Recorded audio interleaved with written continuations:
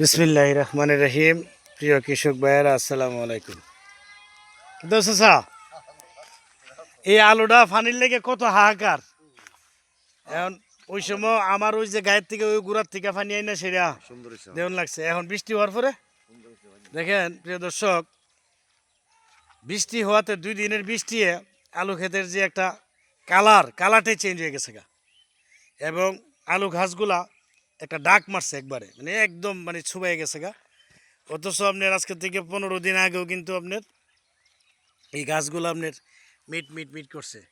পানির অভাবে যে একটা সমস্যা। তো যাই হোক, আসলে আল্লাহর নিয়ামত সব কিছুতেই লাগে। বৃষ্টিতে আল্লাহর যে একটা বরকত, আল্লাহ ওই যে হাদিসে আছে নাকি, এই আল্লাহ যখন খুশি হই তখন নাকি বৃষ্টি দেই।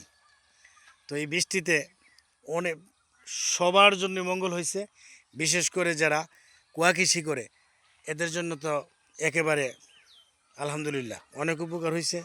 যেমন এই যে দেখেন আমাদের যে ভেন্ডিগুলা, এই দিয়েও আপনার একটা সমস্যা ছিল। এই যে দেখেন এখন ভেন্ডি গাছ, এই যে পুঁই শাকগুলো অনেক সুন্দরভাবে উঠে গেছে। যাই হোক আলহামদুলিল্লাহ। আসলে টুকটাক বিশেষ করে আজকের এই ভিডিওটা পুকুরের পাড়ে, এই যে যেমন এই জায়গাটা খালি, এই জায়গাটার মধ্যে আবার একটা সবজি করা হবে। তো পুকুরের পাড় এই বড় ঘাস না লাগাইয়া বিশেষ করে এই এই জায়গার ভিতরে যদি আপনার কিছু শাকসবজি করেন, দেখা গেছে কি আপনার ফ্যামিলির যে একটা চাহিদা ওইটা মিটে যাবে। তাই বলবো, বাড়ির আশেপাশে বহু জায়গা মানুষের পড়ে থাকে, আঙ্গিনা পড়ে থাকে, কেউ কিছু করে না। তো এগুলা করবেন।